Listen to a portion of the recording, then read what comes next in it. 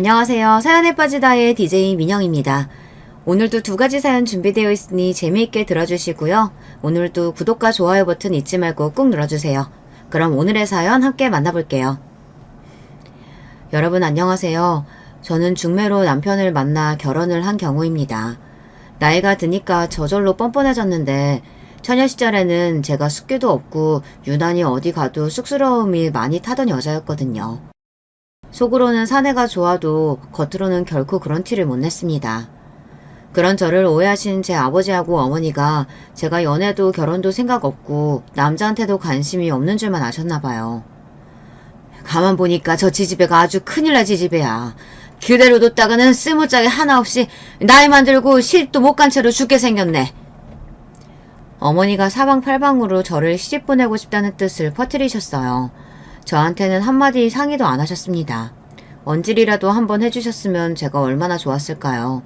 하지만 저는 귀띔조차 받지 못한 채로 어느 날 제 남편이 될 남자를 만났던 것입니다. 그게 전부였어요. 추가적으로 그 어떤 특별한 전말도 없었습니다. 그게 저희 부부가 결혼한 내막의 전부가 맞습니다. 남편은 저보다 7살 많은 남자였죠. 참고로 남편이 늦게 결혼한 것이 아니라 제가 조금 일찍 결혼한 편이라고 보면 맞는 것이었답니다. 다른 집 딸년들은 걸핏하면 사내들한테 푹 빠져 이야기를 해대는데 저는 단 한 번도 지나가는 말로나마 사내한테 관심이 있다는 이야기를 안 했으니 저에게 필시 중대한 문제가 있는 것이라고 판단하셨던 그런 부모님의 오해 때문에 저는 후다닥 결혼을 하게 된 것이었어요. 이런 전말을 남편은 아주 웃기고 황당한 이야기라고 보았습니다. 바보 천치도 아니고 그런 식으로 엉겁결에 등 떠밀려 결혼하는 경우도 있어. 이 사람 아주 예로부터 아둔했구만. 두고두고 남편이 저를 놀렸어요. 결혼하고 나서 한 10년 정도까지는 제가 남편한테 군말도 없었어요. 아니, 자존심 내려놓고 솔직하게 고백하자면 남편에게 찍소리도 못하는 여자였습니다. 저는 머리도 안 좋았고 얼굴이 빼어난 것도 아니었고 뭐 하나 그럴싸한 구석이 없었는데다가 성격마저 어딘가 소심하고 조용했기에 남편 앞에서 목소리를 내고 싶어도 그 자신감이 부족했어요. 남편은 저보다 나이도 꽤 많고 결혼할 당시에도 멀쩡한 직업이 있었고 한마디로 사회생활을 하는 사람이었으니까 제가 주눅이 들었습니다. 틀린 것 같아도 무조건 남편 말이 맞다고 하면서 그렇게 살았는데요. 부부로 산 지가 10년의 세월이 좀 넘어갈 무렵부터는 특별한 계기도 없었건만 어느 순간에 제 머릿속에 이런 말이 흘러들어왔어요. 에라 모르겠다. 그리고 그런 마음을 한번 먹고 나니까 더 이상 남편 앞에서 저의 주장을 크게 펼치는 게 어렵지 않아졌죠. 남편은 저를 향해 점점 더 겁대가리를 상실하는 것 같다고 말을 했었으나 제 생각에는 유부녀가 되고 엄마가 되고 그렇게 나이를 먹어가며 자연스레 능청스러워진 것 같았습니다. 아무튼 그런 변화를 겪고 나서는 결혼하게 되었던 전말을 두고 남편이 저더러 답답이에 멍청이라고 놀리면 저도 제법 받아칠 수 있게 되었답니다. 그러는 당신은 왜 나하고 결혼했을까? 나나 당신이나 그렇게 따지고 보면 결국 똑같이 등 떠밀린 바보 아니야? 오호, 이 사람이 당신이랑 나랑 어떻게 같아? 당신도 옛날에 아무 소리 않고 나랑 결혼하러 나왔잖아요. 그러니 피차 일반이지. 난 속았던 것뿐이야. 결혼하게 될 거라는 것조차 모르고서 자리에 나왔던 아주 난 당신하고는 타정이 달라. 속았다니? 원래 그건 또 무슨 이야기일까? 난 분명히 그렇게 들었어. 절세 미인이라고. 뿐만 아니라 참하고 고운 분위기 은은하게 풍기는 것이 아주 일품인 여자라고 알았지. 절세 미인인데다가 그런 분위기까지? 그런 대단한 여자가 어디에 있었는데요? 그러니까 내가 말했잖아. 속았다고. 뭐예요? 아니 그럼 내가 절세 미인의 분위기까지 갖춘 여자인 줄 알고서 나랑 결혼하려고 했던 거예요? 엄마야, 나는 그런 사실을 지금 처음 알았네? 그뿐이야? 나보다 나이도 7살이나 덜 먹었다 하니까 내 가슴이 얼마나 설렜겠어. 이건 볼 것도 없이 하늘이 내게 준 감동의 선물이라 여기고 당장 결혼하겠다고 외쳤던 거지. 그런데 막상 실제로 만나보니까 당신이었던 거야. 얼씨구야. 그 슬픈 표정은 뭐래요? 그때 나를 보고서 대단히 실망했다는 뜻이지? 아니 그럼 나를 거절하고 결혼을 하지 말았어야지. 바보같이 결혼해놓고서 나한테만 아둔하다고 맨날 놀려대면 쓰나. 돌아가신 우리 아버지한테 이미 약속을 다 해둔 상태였어. 이번에 당장 결혼하겠다고. 당신도 알겠지만 그때 우리 아버지가 많이 편찮으시기 시작할 때였잖아. 그러니 당신 보고 내가 까무러치게 실망했다고 한들 결혼을 없던 일로 물을 수가 없었지. 가만히 돌이켜보면 우리가 결혼한 게 돌아가신 아버님 공이 컸네요. 아버님 아니었으면 당신은 나하고 그때 결혼 안 했을 수도 있었겠네? 그렇다고 볼 수 있겠지. 그렇구나. 그렇게 된 거였구나. 내년부터 아버님 제사는 더욱 정성 들여야겠어. 고마우신 분이니까. 아, 그래야지. 당신 생각 잘했어. 저녁은 찬밥에다가 있는 반찬 꺼내서 먹죠. 뭐라고? 오늘 저녁에 고기에다가 양념 바른 거 먹는다고 하지 않았어? 번거로워서 안 돼요. 아, 팔 아파. 요즘 왜 이렇게 팔이 쑤시는지. 몸이 이런데 무슨 고기고 양념이야. 시간 부족해서 안 되니까 있는 반찬들하고 먹자고요. 당신 지금 일부러 이러지? 나한테 삐져서 이러는 거지? 이 나이 먹고 삐지긴 내가 뭘 삐져요. 예로부터 내가 하도 아둔한 사람이라 짧은 시간 내에 양념 고기를 못 만들 뿐이지. 에이, 삐졌네 삐졌어. 당신 옛날 그때 일 가지고 나한테 삐지지 마. 그럼 내가 억울해. 당신이 절세인민이라고 거짓말 퍼뜨렸던 게 누구겠어? 장모님밖에 더 있겠어? 나는 장모님한테 속은 사람이지만 그거 가지고 한 번도 억울하네 어쩌네 그런 말 한 적도 없어. 그러니까 당신도 삐지면 안 돼. 보자 하니까 이 양반이 정말. 그놈의 절세매인 이야기 좀 그만해요. 듣는 절세추녀 기분만 점점 나빠지니까. 아니 나는 기분 나쁘게 만들려고 하는 건 절대 아니고. 이 사람아 왜 화를 내고 그래? 전에는 안 그러더니 정말 나이 먹을수록 왜 이렇게 사람이 화만 많아져? 대체 어떻게 하면 화 풀 건데, 어? 내가 어떻게 해야 저녁밥상에 고기가 올라오는 거냐고. 제가 단단히 삐지고 화가 났다는 듯 양팔을 교차해서 팔짱을 강하게 끼고 고개를 세게 휙 돌리며 흥 하고 나면 남편은 보이지 않는 땀을 삐질삐질 흘리면서 어쩔 줄 몰라 했습니다. 그러면 저는 속으로 어느새 화 같은 건 사르르 다 녹아내려서 남몰래 웃음이나 짓고 있었죠. 나이를 먹어가는 것과 능청스러워지는 것이 어떤 측면에서 보자면 아주 긍정적인 변화 같다는 생각이 들고 있었답니다. 결혼하고 얼마 안 되었을 때까지만 해도 밤에 자려고 누웠을 때 울음인지 한숨인지 분간하기 힘든 것들을 조용히 토해낼 때가 많았어요. 갑갑했거든요. 남편하고 연애 결혼을 한 경우가 아니었고 결혼을 목적으로 서로를 만나기 전까지 서로의 존재를 몰랐으니까요. 상대에 대해서 아는 게 없었습니다. 게다가 저는 제가 결혼하게 되는 건지도 모르고서 남편을 처음 만났다가 바로 결혼 이야기가 진행되었기 때문에 제 의사와는 상관없이 일이 다 벌어진다는 게 당혹스럽기도 하고 무섭기도 했어요. 그렇다고 저 같은 성격이 그 시절에 못 살겠다 하며 결혼 생활을 박차고 떠나갈 수도 없는 일이었습니다. 울상이 되어서 주눅이 들어있던 저는 시어머니께 자주 혼났습니다. 생긴 게 굼뜨게 생겨 먹었으면 움직이는 거라도 빠릿빠릿해야 되는 거 아니냐? 어이구 저 화상. 볼 때마다 내가 속이 답답해 죽겠다. 결혼을 할 거라고 생각도 못했던 제가 어떻게 집안일을 잘하고 시댁의 비위를 잘 맞출 수 있었겠나요? 뭐든지 어설펐어요. 그럴 때마다 엄청난 불효령이 떨어졌죠. 저는 혼나는 게 습관이 되어서 항상 움츠러들어 있었습니다. 제가 그렇게 되니까 시어머니의 입장에서는 저는 점점 더 답답하게만 구는 구제불능의 맹추로 보였던 거예요. 결국은 수저로 머리를 얻어맞고 발로 엉덩이를 걷어차이는 지경에 이르렀습니다. 그러면서도 저는 속으로 내가 못나서 이렇구나 이런 생각만 했었습니다.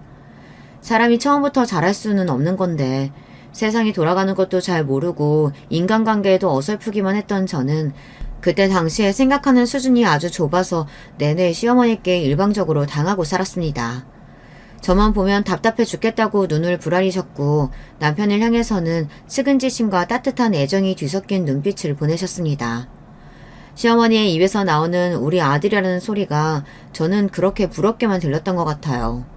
저는 태어나고 자라는 동안 단 한 번도 그렇게 애정이 넘치는 목소리로 저희 부모님이 저를 향해서 우리 딸이라고 하시는 걸 들어본 역사가 없었으니까요. 막무가내로 저를 홧김에 시집 보내놓으셨으면 궁금해하면서 걱정이나 좀 해주실 것이지 부모님은 제가 알아서 잘 살 거라고 여기셨습니다. 저 너무 힘들어요. 시댁 사람들은 다 무서워요. 결혼하고 나서 처음으로 힘들다는 고백이 친정 부모님을 향해 튀어나갔을 때였어요. 그러자 어머니가 말씀하셨습니다. 시댁은 원래 그래. 안 그러면 그건 시댁이 아니지. 제 두 귀를 의심해야만 했습니다. 망설이다가 사실 엊그제 시어머니께 엉덩이를 걷어차였다고 조심스레 말씀을 드렸는데요. 그러자 이번에는 어머니가 이렇게 말씀해 주셨습니다. 결혼하고 딱 3개월 만에 눈탱이가 밤탱이 된 사람도 내가 최근에 봤었어. 네? 그런 사람이 있었어요? 어디서 보셨는데요? 누가 그렇게 됐는데요? 너 연숙이 알지? 당연히 알죠. 커서는 대면대면 해줬지만 제가 어렸을 적엔 연숙이 언니를 졸졸 따라다녔을걸요? 제 친언니처럼 여겼잖아요. 그런데 연숙이 언니가 왜요? 걔가 올해 시집 갔잖냐. 1년인가 만났던 남자하고 결혼하더니 3개월 만에 눈탱이가 밤탱이가 됐더라. 살려달라고 자기 친정집에 거지꼴이 다 돼서 왔다지 뭐야. 그래서 최근에 여기 동네가 시끄러웠어. 이럴 수가. 연숙이 언니가 그렇게 됐다니. 그럼 연숙이 언니는 여기 와 있는 거예요? 온 김에 제가 오랜만에 연숙이 언니 얼굴이나 한번 보고 갈까요? 얘가 무슨 소리 하는 거야? 당연히 자기 남편 있는 집으로 돌아갔지. 거기가 있어야 할 곳인데. 여자는 원래 출가 외인이야. 너무해요. 어떻게 그럴 수가 있어요. 연숙이 언니는 제가 아는 한 성격이 무척 왈가닥인데 어찌 그러고 사는지 모르겠네요. 어찌 노력하다 보면 젖이 사라지는 게 인생 아니겠냐. 그러니까 너는 연숙이 통해서 배우는 게 있어야 돼. 네? 어머니 제가 뭘 배워야 할까요? 눈탱이가 밤탱이가 되면 친정으로 달려가는 거요? 연숙이 언니보다 더 빠르게 달려가면 되죠? 네가 미쳤구나. 너는 간혹 이렇게 아주 맹하게 굴 때가 있는데 그냥 맹한 게 아니고 아주 이상하게 맹하더라. 연숙이는 시집 잘못 갔잖아. 연애 노름하더니 결혼까지 갔건만. 그래봤자 그 모양 그 꼴로 살지. 근데 너는 한번 봐라. 네가 얼마나 편하고 행복하게 사니? 시댁에 쌀이 없어 뭐가 없어. 그 정도 집안이면 아주 든든하게 잘 해놓고 사는 데다가 네 남편도 따박따박 밖에 나가서 돈 벌어오는 건실한 남자잖냐. 잘 모르는 사이라서 낯설고 어렵고 힘들면 뭐 어때? 시댁이 무서우면 뭐 어때? 그게 바로 사실은 행복일 수 있는 거야. 힘들고 무서울 때는 잘난 연애 노름 하다가 결혼해서 3개월 만에 눈탱이 밤탱이 된 연순이 떠올리면서 너는 행복한 사람이라고 스스로에게 체면을 걸어보라고.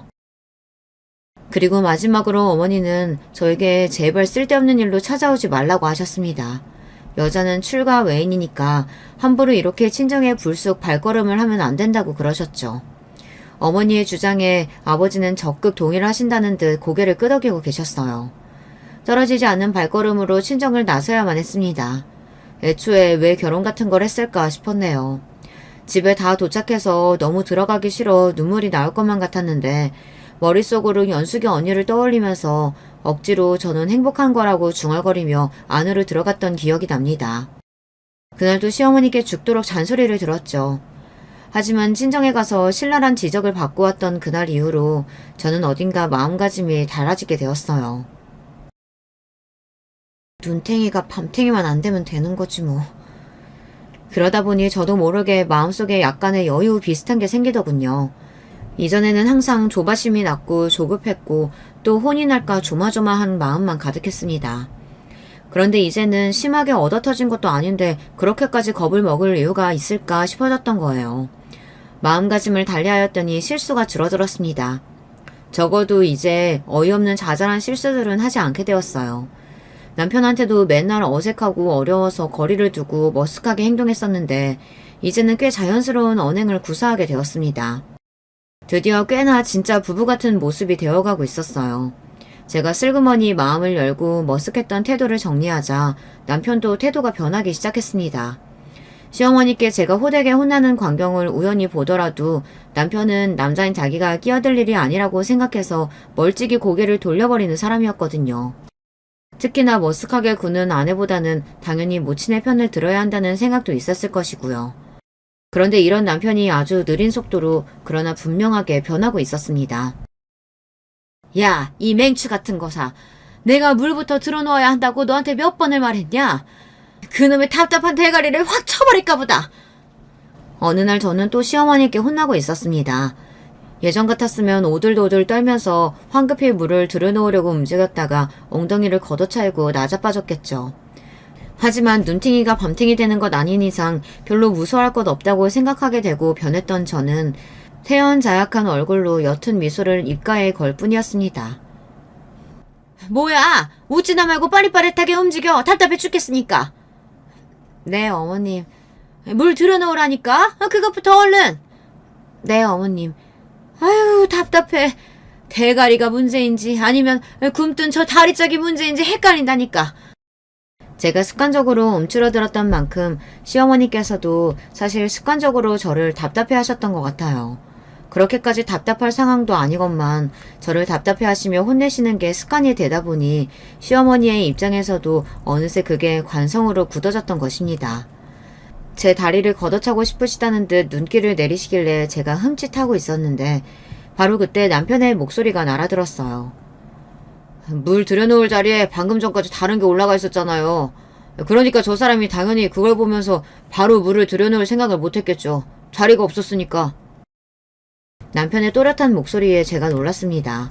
시어머니의 앞에서 제 편을 들어준 것도 그렇고 콕 집어서 지적한 내용도 너무 똑부러졌으니까요. 가방끈이 남편에 비해서 짧았던 사람이었던 저는 그때 남편을 보며 느꼈습니다. 아, 저래서 사람은 많이 배워야 하는구나. 그리고 시어머니께서는 입가를 파르르 떨고 계셨습니다. 아, 우리 아들 언제 왔니? 거기 있는 줄도 몰랐네. 왜요? 제가 여기 있으면 안 되나요? 아니야. 그냥 해본 소리지. 그런데 어머니 거기 계시면 안 될 것 같아요.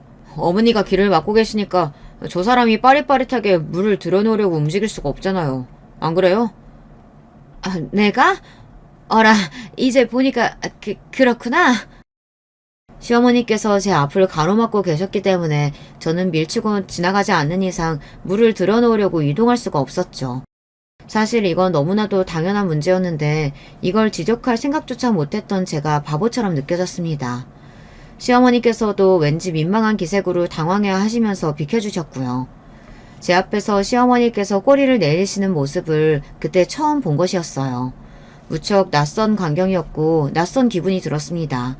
하지만 그게 싫지는 않더라고요. 물을 들여놓고 나서 뒤를 돌아보니까 그때까지도 저를 지켜보고 있던 남편이 그제서야 조금 웃는 표정을 지은 뒤 걸음을 옮기더군요. 그 웃는 얼굴이 마치 이제야 안심이 된다는 기색으로 읽혀서 저도 그날은 내내 웃음이 실실 나왔던 것 같아요.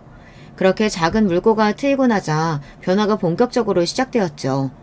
남편은 더 이상 멀찍이 관망이나 하며 뒷짐만 지고 있는 사람은 아니었고 저도 더 이상 굼뜨고 답답하고 유약하기만 한 사람이 아니었습니다. 시어머니께서는 아들 며느리의 이런 긍정적인 변화를 마냥 반기실 수 없었던 것이었습니다. 왜냐하면 금쪽 같은 아들이 어쨌든 당신이 아닌 저의 편을 들기 시작한 모양새가 되고 말았으니까요. 잘 생각해보면 꼭 그런 말은 아니었으나 시어머니의 입장에서는 그리 여겨질 수밖에 없었습니다. 그리고 정말 놀랍게도 말이죠. 바로 그 시기에 제가 처신을 잘했어요. 저한테 어떤 치밀한 계산이 있어서 전략적으로 행동한 것은 아니었어요. 그냥 충동적으로 그리 굴었을 뿐입니다. 저는 어머님이 좋아요. 갑자기 무슨 말말 개소리니? 네? 하지만 어머님이 좋은 건 사실인데요. 저는 어머님도 좋고요. 결혼해서 이렇게 사는 것도 너무 좋아요. 얘 좀 봐라. 나는 너 별로다. 너 안 좋아. 시어머니께서는 짜증을 내셨으나 정말로 제가 싫어서 짜증을 내신 건 아니었습니다. 당혹스러움이 강하게 밀려들어 반사적으로 그리 반응을 하셨던 것뿐이죠. 시어머니께서 남편의 변화, 그리고 저희 부부가 점차 가까워지고 있는 변화에 대해서 왠지 모를 위기감을 느끼고 계셨던 시기에 제가 선보였던 처신은 가히 최고였다고 볼 수 있어요. 남편을 구워 삶아서 시어머니를 배척하는 게 아니라 시어머니께 잘 보여서 결과적으로 일거양득을 노리는 최선의 전략이었죠. 하지만 앞서 밝혔듯 저에게 그런 계산이 있었던 것은 아니었습니다. 안타깝지만 당시에 저에게는 그럴 만한 머리가 없었거든요. 연숙이 언니가 자기 남편이 술주정을 부리면서 그날따라 심하게 막말을 일삼더니 결국엔 팔을 높이 쳐드는 걸 보고 부엌으로 달려가서 홍두깨를 집어들어 그걸로 자기 남편의 얼굴을 때렸다는 이야기를 들은 이유였거든요. 정확히는 주둥이를 조준한 것이었다고 합니다. 입술 안쪽이 다 찢어졌다고 했어요. 눈탱이가 밤탱이가 되었다는 결혼 직후의 일화에 이어서 이제는 홍두깨 반격 사건이라니. 연숙이 언니의 결혼 생활이 어떤지 듣고 나자 갑자기 제 시어머니가 심사임당으로 보였으며 제 남편이 율곡이의로 보였습니다. 암만 해도 결국 제 친정 어머니가 해주신 말씀이 맞는 듯 했어요. 불행도 행복도 사실은 상대적인 것이었죠. 그래서 저도 모르게 가슴속에서 우러나왔던 진심을 꺼내보였던 것 뿐입니다. 그런 저의 속내를 아실 길이 없었던 시어머니께서는 저를 달리 평가하기 시작하고 계셨습니다. 알고 보니까 네가 아주 진국이었구나. 시어머니를 제대로 모셔야 결국은 진정한 평화가 이뤄질 수 있다는 거야. 네가 참으로 잘 알고 있구나. 왠지 어딘가 사소한 오해를 하신 것 같다는 느낌이 오기는 했지만 저로서는 맨날 경멸의 시선이나 답답하다는 눈초리만 받다 처음으로 긍정적인 눈빛을 받게 된 마당에 굳이 그 오해를 풀어드릴 이유가 전혀 없었습니다. 그래서 영문을 모르는 채로 시댁에 투철한 충성심과 애정을 가지고 있는 며느리가 저인 것처럼 그렇게 장단을 맞추며 살기 시작했던 것이죠. 제가 자식이 둘인데요. 첫째를 아들로 낳은 것도 좋은 점수를 따는 것에 큰 도움이 되었습니다. 이제 보니까 네가 사소한 일에 덤벙대며 실수가 잦은 것뿐이지 큼지막하고 중요한 일은 대범하게 잘 해내는구나. 어쩜 이렇게 한 번에 아들까지 낳았을까. 네가 보면 볼수록 대단한 인물이었어. 너를 허술하게 짝이 없는 맹추로만 내가 여겼었다는 게 이제는 믿겨지지가 않을 정도야. 이럴 수가. 시어머니로부터 이런 극찬을 받게 되다니 저는 믿을 수가 없었습니다. 너무 큰 감동을 받았고 수저로 얻어맞은 것이나 엉덩이를 걷어차였던 서름은 그날부로 다 잊고자 다짐을 하였네요. 이제 남편과 부부로 사는 게 많이 힘들지도 않았고 시댁이 더 이상 무섭지만은 않다고 친정 부모님께도 저의 변화를 기쁘게 말씀드릴 수 있어서 다행이었습니다. 친정 어머니가 흐뭇한 얼굴로 고개를 끄덕이셨죠. 그게 다 네가 아들을 낳아서 그런 거야. 그런가요? 하긴 아들이라는 소식에 다들 유난히 기뻐하시는 것처럼 보이긴 했어요. 그러니 내가 딸이 널 낳았을 때 얼마나 난처하고 힘들었겠니? 네가 드디어 자식 낳고 엄마가 되었으니 이제 내 심정을 처절하게 느끼고 알아줄 때가 되었구나. 어머니가 힘을 주어 그렇게 말씀하셨을 때 저는 아기가 칭얼거리는 소리 때문에 그 내용을 못 들은 척 하였어요. 하지만 똑똑하게 다 들은 이유였답니다. 어머니의 말씀을 통해서 저보다 더 옛날에 결혼하고 애 낳으신 분들은 정말 말도 안 되게 더욱 힘드셨다는 생각이 들었습니다. 생각해보면 제가 나이가 들수록 능청스러워진 성격이다 보니 어릴 때로 거슬러 올라갈수록 맹한 성격이었는데요. 어렸을 때 그런 성격이라서 잘 못 느꼈던 것 뿐이지 사실 딸이라서 받은 차별도 많았어요. 아들은 집안의 대를 이을 대들보, 딸은 시집이나 가버리면 끝인 출가 외인. 그러나 온갖 허드렛 일은 딸의 몫이었고 같은 실수를 해도 아들은 사내 녀석이 그럴 수도 있지라는 것으로 끝났으며 딸은 기집년이 정신 똑바로 차리고 살아라는 비난이 길게 쏟아졌습니다. 제가 아들을 낳고 나서 기뻐하는 사람들의 반응을 보니까 만감이 교차하더군요. 정신없이 엉겁결에 결혼해서 살아왔다 보니 차분한 시선으로 시댁을 그 전까지는 둘러보지 못했다는 깨달음이 오더라고요. 제 남편이 집안에서 아들이기 때문에 대접을 받고 특혜를 받아왔던 사실이 그제서야 피부로 느껴졌습니다. 제가 낳은 저희 부부의 아들의 이름은 시아버지께서 지어주셨어요. 많이 편찮으셨는데 손자의 탄생에 한박 웃음을 만면에 띄우고 계셨습니다. 손자 녀석이 태어나서 너무 기쁘고 하늘로 날아갈 것 같다고 말씀하시던 시아버지를 보며 시어머니께서는 눈매로 눈가를 분주히 찍어내고 계셨습니다. 그래서 제가 첫째를 아들로 낳은 게 좋은 점수를 받은 것에 아주 유효했다고 생각하는 것입니다. 둘째는 딸을 낳았는데요. 아들이 아닌 딸이기도 했지만 이때는 시아버지께서 상태가 너무 나빠지신 터라 다들 마음의 준비를 하고 있는 단계였거든요. 그래서 시아버지께서는 갓 태어난 당신의 손녀를 제대로 보지도 못하셨습니다. 시아버지께서 정신이 맑고 멀쩡하실 때에 손자의 탄생이라는 거대한 기쁨을 안겨준 것이 저의 엄청난 업적이자 효도였다고 시어머니께서는 그렇게 보셨어요. 특히나 손자의 이름을 직접 지어주셨다던 것에서 시아버지께서는 말도 못하게 뿌듯해 하셨거든요. 제가 둘째 딸을 낳고 나서 몸조리를 하고 있던 그 시기에 시어머니께서는 나날이 병세가 짙어가고 있던 시아버지를 설득하셨습니다. 황철께 가시기 전에 재산 정리하고 가셔야죠. 이 옆에 내야 정리하기는 뭘 하라는 거야? 나 죽으면 알아서 할 것이지. 아직 몸 가눌 수 있고 손가락에 힘 들어갈 때 얼른 정리해요. 우리 경식이한테 땅 주라고요. 경식이? 그 녀석은 내가 이미 장가들 적에 돈 줬었잖아. 바로 장가가면 돈 준다고 약속했던 거 그건 그거고 재산은 재산이죠. 다른 재산은 나눠 가진다고 쳐도 땅은 우리 경식이한테 따로 줘요. 그 땅 그거 몇 평 되지도 않는 거잖아. 그러니까 괜히 이런저런 생각하지 말고 우리 경식이 몫으로 주라고요. 나는 우리 경식이가 따로 챙겨받는 걸 보고 싶으니까. 몰래 그걸 주라고? 그건 상관없다만 당신이 쥐고 있어도 되는데 왜? 아유, 맨날 총명하니 총기가 넘치니 어쩌니 자기 자랑을 그렇게 해대는 양반이 죽을 때 되니까는 그놈의 총기가 다 빠져서 머리가 안 돌아가나 보네요. 모르겠어요? 며느리 때문에 이러잖아요. 며느리가 마음에 안 들었으면 내가 안 이러죠. 며느리가 인물이 괜찮으니까 내가 이러는 거 아니겠어요. 자기 시아버지가 세상 떠났는데 그러면서 재산을 슬쩍 미리 남겨주고 갔다고 해야 며느리가 놀라서 우리 집안을 더 떠받들죠. 걔는 앞으로 우리 집안에 더더욱 충성할 그릇이에요. 그때 괜히 눈이 잘못 비어서 저딴 계집에 며느리로 앉혔다고 그런 소리 하면서 불만 가질 때는 언제고. 이 옆에 내 사람 참 많이 변했네. 아이고, 알았어. 내가 알았다고. 그렇게 해주면 될 거 아니야. 저도 몰랐고 심지어 남편도 몰랐던 숨겨진 시댁의 재산으로는 작은 땅이 있었습니다. 그리고 그 땅을 시아버지께서 돌아가시기 전 제 남편에게 주셨습니다.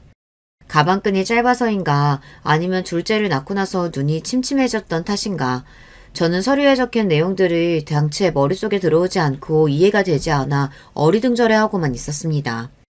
반면 제 옆에서 서류를 차분히 다 살펴본 남편은 시어머니를 향해서 침착한 목소리를 냈습니다. 어머니, 이게 뭐죠? 물론 질문은 간단했죠. 그런 질문 정도는 저도 날릴 수 있었는데 똑똑한 척 할 기회를 놓친 것 같아 아쉽게 입맛을 다시며 시어머니를 쳐다봤어요. 그리고 이어진 시어머니의 대답을 듣고 나서야 이 서류가 뭔지 깨달았던 것입니다. 보면 모르니? 너한테 땅 주려는 거지. 재산. 깜짝 놀란 남편의 입이 처음 보는 각도로 크게 벌어졌습니다. 시어머니께서는 반드시 이걸 줄 수밖에 없었던 이유와 반드시 남편이 이걸 받아야 하는 이유를 열심히 말씀하고 계셨어요. 제가 눈치로 보건대 남편은 너무 의외로 재산을 받게 돼서 당황한 것 같았습니다. 자기 형제들을 제치고 혼자서 이걸 받을 수 없다는 기색이었고요. 사실 그 당시에 그 땅은 값어치가 얼마 되지도 않았습니다. 크게 유의미하다고 볼 수는 없었어요. 하지만 사람의 마음이라는 게 괜히 캥기고 불편한 것이죠. 그래서 제가 남편이 뭐라고 입을 열기 전에 선수를 치며 시어머니를 향해 이렇게 말씀드렸습니다. 그럼 이제 앞으로 저희가 어머님께 더 열심히 최선을 다해서 효도하면 되는 거죠? 응? 효도? 너희가 나한테? 제가 밝은 목소리로 말씀을 드렸건만 시어머니께서는 갑자기 이게 또 무슨 왈왈 개소리냐는 표정으로 반문하셨습니다. 그래서 저는 제 인생 처음으로 계산을 통해서 나온 행동을 했습니다. 남편 몰래 시어머니를 향해 윙크를 한 거예요. 한쪽 눈을 찡긋하자 시어머니께서는 징그러워하셨다가 이내 의미를 알아차리시고는 손으로 당신의 무릎을 탁 치셨습니다. 그렇지, 맞다, 맞아. 그건 내가 너희한테 효도받으려고 주는 거란다. 왜? 그게 얼마 되지도 않는 재산 같아서 꼴랑 그거 받고서는 나한테 잘하기가 싫으냐? 시어머니께서 큰 목소리로 그렇게 외치시자 그제야 남편이 뭔가 납득이 된다는 표정을 짓더군요. 저는 일부러 오만 호들갑을 다 떠면서 바람잡이 역할을 해냈어요. 어머님, 꼴랑 얼마 되지 않는 재산이면 어때요? 마음이 중요하죠. 땡잔 한 푼 안 주셔도 저희는 알아서 어머님께 잘 해드렸을 텐데 이런 것까지 저희 생각해 주셨으니 더욱 깊은 효심 가지고 어머니께 앞으로 잘하겠습니다. 지켜봐 주세요. 그쵸 여보? 내 말이 맞죠? 그러니까 그게 나만 어머님께 효도하고 싶은 거야? 여보, 우리가 앞으로 몸살이지 말고 나서가지고 어머니 좀 챙겨드리고 그럽시다. 네? 당연히 그래야지. 남편이 덤떠름한 표정으로 수긍하는 것을 보신 시어머니께서는 자칫 잘못했다가는 남편이 자기 형제들에게 주둥이를 놀림으로써 모든 것이 다 어그러지고 부모 자식 간의 모든 의마저 상할 뻔했다는 사실을 깨달으셨죠. 그리고 저를 향해서 전에 없이 신뢰 가득한 눈빛을 보내셨습니다. 저한테 몰래 이렇게 속삭여 주시더군요. 네가 이제는 아예 맹추의 기운을 퍼서 던졌구나. 애벌레가 나비가 되었어. 너를 내가 옳게 봤다는 확신이 들어서 마음이 놓인다. 네 시아비를 내가 설득한 보람이 있구나. 저도 제가 이전과는 확실히 변했다는 느낌을 받고 있었어요. 여전히 어딘가 답답한 구석이 있을 때도 존재하지만 당장의 앞을 향해 나아가는 사람이 되어 있었습니다. 두 아이의 엄마가 되었다는 큰 변화가 저를 움직이게 만들기도 하였고요. 나이가 들면서 점점 더 능청스러워진 제 성격 덕분인지 남편하고는 이제 농담 따먹기를 자연스레 하며 살았습니다. 시어머니께서는 돌아가시던 그날까지 손자 바라기를 하시다가 눈을 감으셨죠. 제 추측이지만 시아버지께서 직접 이름을 지어주시면서 유독 예뻐하셨고 예뻐하셨던 존재가 바로 제 아들이었기에 시어머니께서도 마음을 그렇게 써주셨던 것 같습니다. 친정 식구들 중에서 제가 결혼을 제일 잘했고 제일 무난하게 잘 살았어요. 이런 저를 두고서 친정에서는 결혼은 정말 알 수 없는 거다라는 소리를 종종 했었죠. 제가 어리둥절하게 눈만 뜨고서 어디 팔려가듯 결혼을 해버렸을 때에는 제가 이렇게 잘 살 거라고는 아무도 예상하지 못했으니까요. 친정아버지는 돌아가시기 전 저를 향해 제가 이런 인물일 줄 알았다면 어렸을 적에 기여해 줄 것을, 그러지 못했던 게 후회가 된다고 말씀하셨답니다. 대체 아버지의 그 말씀을 좋아해야 하는 건지 아닌 건지 저로서는 묘한 웃음만 흘러나오는 난감함이었네요. 나이가 먹어감에 따라 긍정적인 변화가 있었고 그것으로 누릴 수 있는 게 많았는데요. 그럼에도 나이가 먹어가면서 겪어야만 하는 슬픔에 비하자면 기쁘게 누렸던 것이 퇴색되는 느낌이었습니다. 나이가 들면 어쩔 수 없이 이별을 자꾸만 경험하게 되니까요. 다른 사람과의 이별은 어찌저찌 견뎌냈습니다. 남편과의 이별의 순간이 왔을 때는 가슴이 무너져 내려 도저히 어떻게 해야 할지 몰랐어요. 남편이 처음 몹쓸병에 걸렸을 때 눈앞이 노래졌으나 그래도 희망이 있다는 사실에 그것만 붙잡으면서 견뎠습니다. 하지만 몇 번 안 좋은 치료 과정을 지나면서 남편은 많이 약해졌어요. 시간이 더 지나자 이제는 어쩔 수 없이 이별을 해야 한다는 걸 받아들이게 되더군요. 무너진 가슴으로도 이별을 맞이할 수 있다니 인간이 이토록 나약하면서도 강인한 존재라는 것을 그때 깨달았습니다. 그리고 그것은 너무나도 슬픈 깨달음이었어요. 나 죽으면 새로 딴 놈 만나서 그렇게 살아도 돼.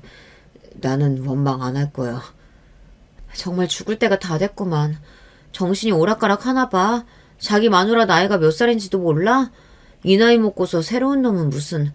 저승에서 내가 갈 때까지 딱 기다리고나 있어요. 아니야. 정말로 당신 하고 싶은 대로 다 하면서 그렇게 살아도 돼. 다만 나를 잊지는 말아줘.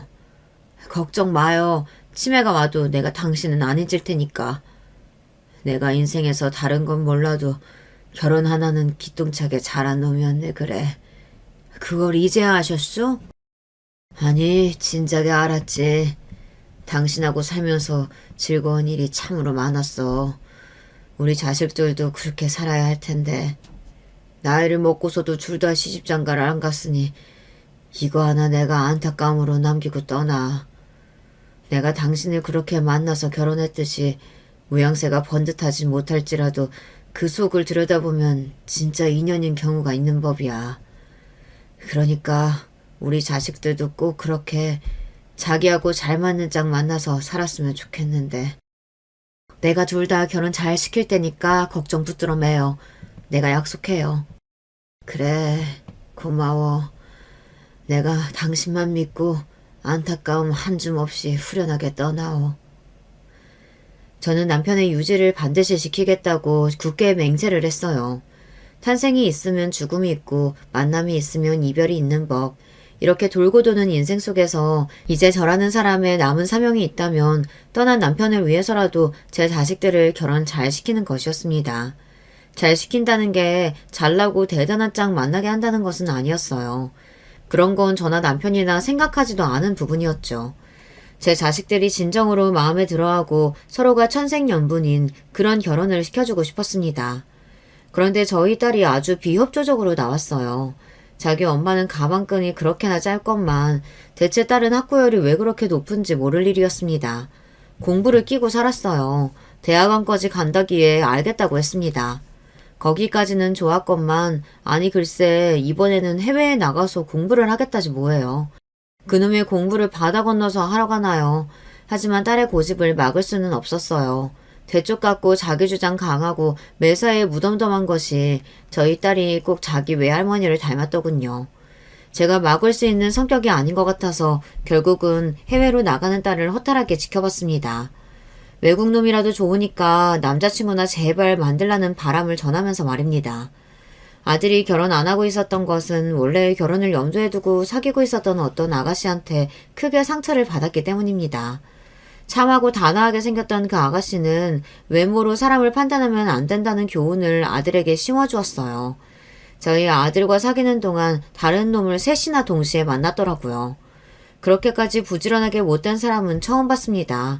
배신감을 느낀 아들은 쉽사리 누군가를 깊이 사귀지 못했고 그 심정을 모르겠는 바가 아니라 저는 한숨이나 몰래 쉬어가면서 제발 아들과 결혼할 짝이 나타나기를 빌고 있었죠. 그러다가 드디어 며느리가 등장했을 때 제가 얼마나 기뻤는지 모릅니다. 저희 아들과 동갑 또래겠거니 했는데 2살 더 많더군요. 여자 쪽이 연상이어도 좋았어요. 괜찮았어요. 친정 집안은 콩가루가 따로 없어서 양친이 이혼한 뒤 각기 재혼까지 하신 상태였습니다. 형제가 셋인데 서로 잘 안 보고 살더라고요. 결정적으로 집안에 돈이 좀 없었고요. 빚만 없어도 부자라고 하잖아요. 그래서 저는 제가 꿀릴 거 없다고 생각해요. 그리고 제가 집안 배경이 구린 것뿐이지 제 자신이 구린 건 아니니까요. 여자가 제 나이에 이런 직장 멋지게 다니고 있는 경우가 흔한 게 아니잖아요. 저는 커리어 우먼의 표본이라고 할 수 있죠. 말을 하는 게 거침이 없고 되게 당당하더라고요. 아들의 뒤통수를 때렸던 예전에 그 아가씨하고는 인상부터 딴판이었습니다. 얼굴도 빼어난 미인은 아니었지만 도도하고 당찬 기운이 묻어났어요. 이래서 아들이 확 끌려가지고 결혼한다고 그랬구나 싶더라고요. 아들이 좋다고 하는데 반대할 생각 같은 건 없었습니다. 간섭할 마음도 없었어요. 둘이서 싸우지 말고 행복하게 잘 살라고 해줬습니다. 시집살이 같은 거 저는 절대로 당할 생각 없거든요. 그래서 만에 하나 어머님이 저한테 고압적으로 구셔도 잘 받아칠 대비가 되어 있었는데 제가 그럴 필요가 없었네요. 어머님이 이렇게 신세대 어머니이신 줄 알았다면 제가 진작에 마음을 놓았을 거예요. 며느리가 커다란 미소를 입가에 걸면서 그렇게 말했을 때 저는 우습게도 돌아가신 친정 아버지가 떠올랐습니다. 항상 저에게 좋은 말씀을 해주신 건지 아닌지 헷갈리는 분이었거든요. 며느리가 그랬어요. 이게 지금 좋게 받아들여야 하는 건지 아닌 건지 헷갈리더라고요. 나이든 입장에서 보자면 며느리가 소위 싸가지를 밥 말아먹은 사람이었으나 마음을 내려놓고 본다면 그 정도로 당창 발언을 하지 못할 이유가 딱히 없는 것 같기도 했죠. 그리고 저는 제 아들의 행복한 결혼 생활을 바랄 뿐이지 대접받는 시어머니가 되기를 꿈꾸는 것은 아니었으니까요. 며느리가 어떻게 굴든 그냥 내버려 두었습니다. 아들이 회사 근처에서 자취를 하던 곳에서 두 사람이 신혼생활을 시작했고요. 아들은 결혼 전과 다름없이 때마다 저에게 안부 문자를 종종 남겼어요. 그리고 원래는 결혼 전에 평일 주말 구분 없이 한 달에 대략 6-7번꼴로 저희 집에 찾아왔었는데 결혼하고 나니까 발걸음이 줄어들더군요. 돌아가신 시어머니께 하도 강아지 취급을 받으면서 자란 탓인지 남자치고 제법 살가운 성격을 지닌 게 제 아들이었는데 결혼하고 나니까 그런 아들의 모습을 자주 못 보게 된 것 같아 씁쓸한 기분도 들었습니다. 하지만 이건 저만의 기분이었을 뿐 한 번도 밖으로 표출한 적 없었고요. 며느리에게도 전화나 문자를 좀 하라든가 가끔이나마 와달라든가 그런 요구를 안 했어요. 웬만하면 같이 가려고 했는데 회사 일이 바빠서 그런가 주말이면 많이 피곤해서 쉬어야 한다고 그러네요. 아들이 겸연쩍은 목소리를 내는 것만 보아도 어떻게 돌아가고 있는 상황인지 알 것 같았기에 제가 더 고민이 되고 있었어요. 그러다가 결국 가만히 아무 소리 않고 조용히 있던 제가 폭발하고 마는 일이 생겼습니다. 다름이 아니라 제 남편 제사 문제였어요. 그 어떤 날보다 중요한 날이었습니다. 그리고 제가 아들에게 단단히 일러두었어요. 다른 건 그냥 넘어가도 그렇게 중요한 날에 며느리의 도리를 다하지 않는 건 절대 좌시할 수 없다고요. 제사를 준비 어떻게 할 건지 며느리한테 직접 미리 알려주고 대화도 나눠봐야겠으니까 걸음을 하라고 그러라고 분명히 전했습니다. 그러자 며느리가 이튿날 전화해서 딱 이렇게 말하더라고요. 저보고 오라고 하셨다면서요? 맹랑한 목소리에 한숨부터 나왔지만 꾹 참고서 맞다고 했습니다. 이야기 좀 해야겠으니까 들르라고 했어요. 며느리가 그동안 보인 무성의한 태도를 딱 짚고 넘어갈 때가 되었으니까요. 그랬더니 며느리가 자기도 마침 저한테 할 이야기가 있었으니 잘 되었다고 하면서 퇴근길에 들르겠다고 했습니다. 며느리가 저한테 무슨 할 말이 있다는 건지 내심 궁금하더군요. 그런데 저를 아주 어이없게 만드는 소리를 하더라고요. 어머님, 돌아가신 아버님 제사가 다음 주 수요일이라면서요? 저 그때 바빠요. 회사에서 요새 중요하게 돌아가고 있는 일이 있어서 그 날짜는 야근 확정이에요. 그래? 그렇다면 어쩔 수 없지. 네가 제사 준비할 수는 없겠구나. 네, 죄송하지만 그렇게 되었어요. 주말이면 100번 양보하겠는데 평일은 좀 직장 다니는 입장에서 그렇잖아요. 그날 야근 다 끝나고 나서 바로 오면 되겠구나. 뭐라고요? 제가 왜요? 제사에 참석을 해야지. 못 들으셨어요? 저 그날 바쁘다니까요. 야근이 있다니까요. 야근 끝나고 나면 파김치가 되어 있을 텐데 그 뭔 놈의 제사예요. 그 다음날도 출근해야 하는 직장인의 입장은 생각 못 하세요? 뭐라고? 뭔 놈의 제사냐고? 네 시아버지 제사다 이 되바라진 거사. 어찌 말이 그렇게 함부로 해? 그러니까 대체 죽은 사람 제사 때문에 왜 산 사람이 고생을 해야 되냐고요. 온갖 유난 다 떨면서 제사 챙기는 집 치고 잘 사는 집 제가 본 적이 없네요. 며느리가 비웃음을 입가에 걸며 그렇게 외친 순간 저는 머리끝까지 화가 났고 참았던 화를 담아 며느리의 싸대기를 올려붙였습니다. 뺨을 한 대 맞은 며느리가 헛웃음을 뱉더군요. 와, 뺨을 때리시네요? 제가 왜 이따위 취급 받아야 되는 건지 전혀 모르겠는데요. 그냥 모르는 것도 아니고 전혀 몰라? 너는 아주 안 되겠구나. 이제 너는 내 며느리가 아니다. 내 아들이 너랑 갈라서든 안 서든 상관없이 너는 내 며느리가 아니야. 너를 옹호하고 두둔한다면 나는 이제 내 아들도 안 보고 살련다. 이래서 우리나라 시차 들어가는 인간들은 안 되는 건가 보네요. 저야말로 지금 이혼하고 싶은 생각 가득하니까 어머님만 그렇게 생각하신 척 하지 마세요. 나이만 먹고 대가리에 똥만 가득 찼구나. 네가 허세를 부리는 게 아니라면 정말 이혼할 생각이 있는 거라면 지금 당장 내 아들한테 전화 걸어서 이 상황 다 말하지 그러냐. 설마 못하겠는 건 아니지? 제 도발에 약이 올랐는지 며느리가 바로 아들에게 전화를 걸었습니다. 그리고 상황을 다 이야기하면서 아들이 자기 편이 아니라 제 편을 든다면 이혼할 거라고 말한 뒤 전화를 끊었고요. 표독스러운 며느리의 얼굴을 바라보다 제가 말했습니다. 나로서는 다행이지만 너로서는 안 됐구나. 우리 집안 재산 100억은 될 텐데 네가 그걸 놓치게 됐으니까. 네? 얼마요? 100억이요? 그게 무슨 소리세요?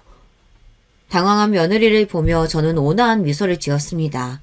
그 옛날 남편의 앞으로 받았던 아담한 땅은 재개발이라는 수지를 맞아 엄청난 값어치가 되었고 그걸 내다판 돈으로 사다 들인 상가 건물이 다시 엄청난 재산이 되어주었습니다. 어느새 저는 자산가가 되어 있었고요.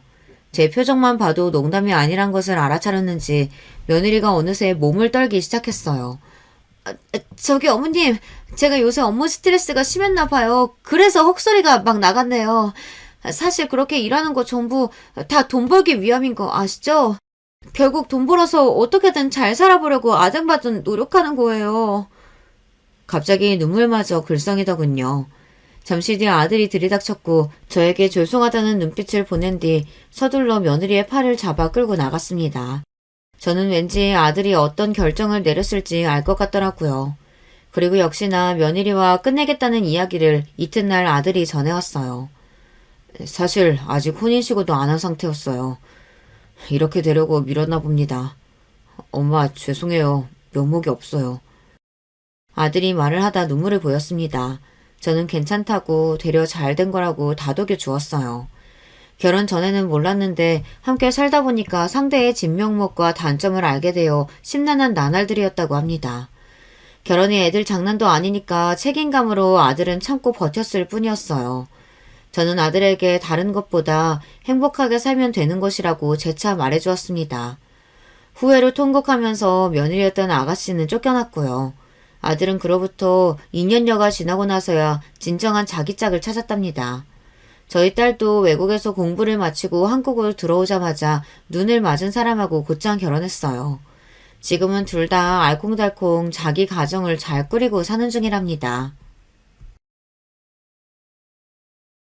여러분, 두 번째 사연 시작하기 전에 좋아요, 구독 꼭 눌러주실 거죠? 그럼 두 번째 사연 바로 시작합니다.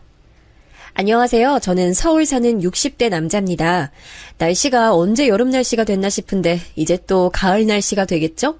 저는 여름에 유독 인생에서 큰일이 많이 일어나는데요. 그래서 여름이 다가오면 마음이 싱숭생숭합니다. 이번에도 어김없이 날이 더워지니까 이런저런 생각이 많이 나서 사연을 제보하게 됐어요. 여름 되면 유독 생각나는 사람이 있기도 하고요. 바로 제 사연을 시작하겠습니다. 저는 매우 가난한 농부 아들로 태어났어요. 사실 제 나이대 사람들은 대부분 가난한 어린 시절을 보냈을 거예요. 다들 배고픈 시기였고 저 또한 그랬습니다. 그래도 전쟁 중에도 사랑은 꽃 피운다고 하죠. 첫눈에 반했던 여자가 있었는데 그 여자에게 열렬한 구애를 했어요. 저는 당신하고 결혼할 마음 없다니까요. 그만 따라오세요. 그 여자는 제 관심이 부담스럽다며 대놓고 퇴짜를 놓기도 했어요. 하지만 10번 찍어 안 넘어가는 나무 없다고 하죠. 어린 나이에 패기로 계속 여자에게 들이댔고 그렇게 우리는 연애부터 결혼까지 하게 됐습니다. 사실 저는 가진 게 아무것도 없었어요. 우리 집은 너무 가난해서 먹을 것도 변변치 않았거든요. 친정도 딱히 잘 사는 편은 아니라 아내와 저는 신혼 때부터 넉넉지 못한 생활을 했습니다. 그래도 둘 사이 문제는 없어서 금슬은 좋았어요. 그리고 결혼 후 저는 택시기사 직업을 가지게 됐습니다. 아내와 저는 가난해도 서로 사랑했기 때문에 서로를 보며 버텼어요. 여보, 이거 얼음물인데 오늘 날씨 너무 더우니까 들고 가. 그리고 이따 배고프면 집에 와서 밥 먹고 가요. 알겠지? 식당 밥도 맛있지만 내가 해준 밥이 건강엔 더 좋아. 알겠어. 당신이 항상 이렇게 챙겨줘서 나 너무 행복해. 당신하고 결혼한 게 내 인생 최고의 선택이야. 사실 택시로 버는 돈은 전혀 넉넉지 않았습니다. 아내와 저는 결혼하고 바로 아이를 가지게 되어서 돈을 벌어도 계속 부족했어요. 가난한 형편에 임신한 아내를 먹이려고 제 밥도 굶으며 일했던 기억이 납니다. 월세를 겨우 내고 나면 딱 죽지 않고 살 수 있을 만큼의 돈이 남았어요. 하루 벌어 하루 먹고 살았다는 표현이 정답이네요. 그렇게 장남이 태어났고 3년 뒤 공주님이 태어났습니다. 아빠, 조심히 다녀오세요. 아빠, 힘내세요. 아무리 힘들어도 아이들 응원을 받으면 저절로 힘이 솟아나는 신기한 경험을 하기도 했죠. 아마 대한민국 아버지들이라면 다 이런 경험 한 번쯤은 있을 거라 생각합니다. 없이 살아도 행복했던 시절이죠. 아무리 진상 손님이 있어도 집에 가서 아내와 아이들을 보면 그런 안 좋은 기억이 사라지곤 했습니다. 그래서 내가 시장에서 500원 깎아서 이 콩나물 사왔어. 내가 너무 갈 때마다 깎으니까 나중엔 주인 아줌마가 내 눈을 피하더라. 근데 나는 그 모습이 너무 웃긴 거 있지. 아내는 생활력이 매우 좋은 사람이었어요. 제가 벌어오는 돈이 많지 않으니 그 선에서 모든 걸 해결했고 적금까지 들었죠. 지금 생각해도 그런 아내를 얻은 건 제 인생 행운이었습니다. 아내는 현명하고 차분하고 똑똑한 사람이었어요. 인간 대 인간으로 배울 점이 정말 많은 사람이었죠. 그렇게 우리 부부는 큰 싸움 없이 행복하게 아이들을 키웠습니다. 아이들도 다행히 자라면서 큰 사고를 친 적이 전혀 없어요. 그 무섭다는 사춘기도 조용히 지나갔죠. 아빠, 엄마, 저 대학 합격했어요. 아, 너무 기쁘다. 제가 그렇게 가고 싶어 했던 서울에 있는 유명 대학교예요. 뭐라고? 아이, 내 아들 정말 장하다. 아빠랑 엄마가 그 흔한 과외도 제대로 못 시켜줬는데 항상 고맙다. 아니에요. 엄마 아빠가 저를 얼마나 사랑으로 키워주셨는지 저 알아요. 돈 주고도 못 산다고 하는 그 행복 저는 이미 가지고 있잖아요. 내 아들이지만 너무 자랑스럽고 기특해. 우리 선영이도 무용 열심히 하자. 알겠지? 너희는 걱정하지 말고 하고 싶은 거 다 하고 살아. 저는 전생에 어떤 삶을 살았기에 이런 보물 같은 아내와 아이들을 얻었는지 모르겠어요. 장남은 공부를 매우 잘했습니다. 다른 아이들처럼 고급 과외를 시켜주지 못해 항상 미안했어요. 하지만 보란듯이 혼자 공부해서 서울에 있는 유명 대학에 입학했죠. 딸은 무용을 어렸을 때부터 잘하고 좋아했어요. 그래서 무용을 전공하고 있었죠. 제가 아무리 택시를 몰며 힘들게 일하다가도 아이들을 생각하면 갑자기 힘이 났습니다. 그만큼 우리 가족은 서로를 믿고 의지하고 사랑했어요. 그때 저는 제 인생이 평생 걱정 없이 흘러갈 거라 생각했네요. 하지만 그 생각은 정확히 아들이 대학에 입학했던 여름에 깨졌습니다. 그날은 눈을 떠보니 병원이었습니다. 고속도로를 달리고 있었는데 아주 큰 트럭과 부딪혔던 기억이 마지막이었죠. 여보, 이게 무슨 일이야? 나 당신 죽는 줄 알았어. 당신 지금 한 달 만에 눈 뜬 거 알아? 깨어나줘서 너무 고마워. 살아줘서 고마워. 나 당신 없인 하루도 못 살아. 아내가 눈뜬 저를 부여잡고 울고 있었어요. 정신 차리니 갑자기 온몸에 고통이 오더라고요. 근데 무언가 감각이 이상하다고 느껴졌죠. 허전한 느낌이 들었고 있어야 할 게 없었습니다. 이상한 느낌에 고개를 들어 다리를 봤더니 제 오른쪽 다리에 깁스가 되어 있었어요. 의사가 들어와 제 몸에 관해 설명했습니다.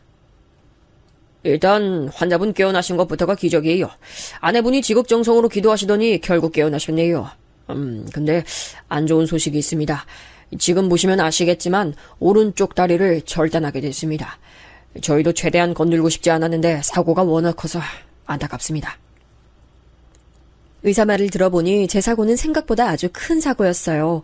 목숨이 살아있는 게 오히려 신기할 정도의 큰 사고라고 하더라고요. 제가 병원에 입원했을 동안 아내가 옆에서 그렇게 돌봐줬다는 소리를 듣고 얼마나 미안하고 고마웠는지 모릅니다. 하지만 그런 마음과 동시에 막막함도 함께 왔어요. 저는 직업이 택시기사였잖아요. 사실상 직업을 잃은 거였죠. 물론 재활훈련하고 의족차면 운전이 가능할 수도 있었어요. 하지만 너무 큰 사고라 자동차 타는 것 자체가 무서워져서 심리적으로 힘들었습니다. 또한 다리뿐만 아니고 허리와 어깨까지 성한 곳이 한 곳도 없었어요. 그때부터 우리 가족은 매우 힘들어졌습니다. 아빠, 엄마가 밥 차려주고 갔어. 같이 밥 먹자. 나는 밥 먹고 도서관 가서 공부하고 올게요. 선영아, 아빠가 미안하다. 우리 딸 무용도 포기했다며. 아빠가 사고만 안 당했어도 우리 딸 하고 싶은 거 하고 살았을 텐데. 너무 미안해. 아빠, 그런 소리를 왜 해? 나 괜찮아. 무용은 나중에 취미로 하면 되잖아요. 아빠는 내 걱정 말고 아빠 몸 재활 신경 써요. 딸은 그렇게 본인이 원하던 무용을 그만뒀어요.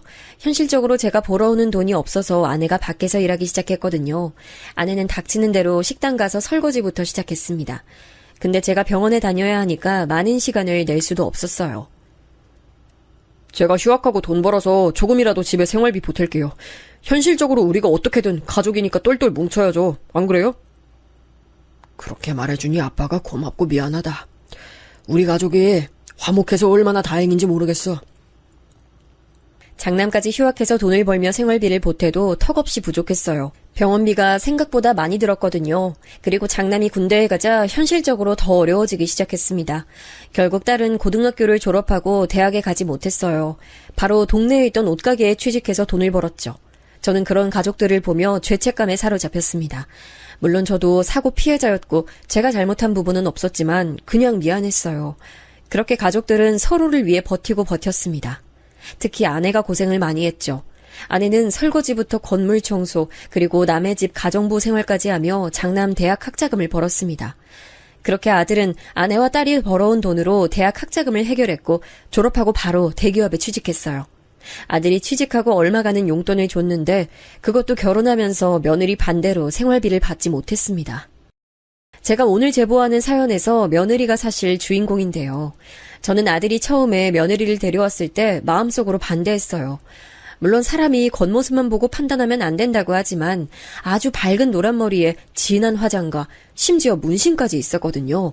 며느리는 딸이 일하던 가게의 직원이었어요. 아들이 종종 딸이 퇴근할 때 데리고 가곤 했었거든요.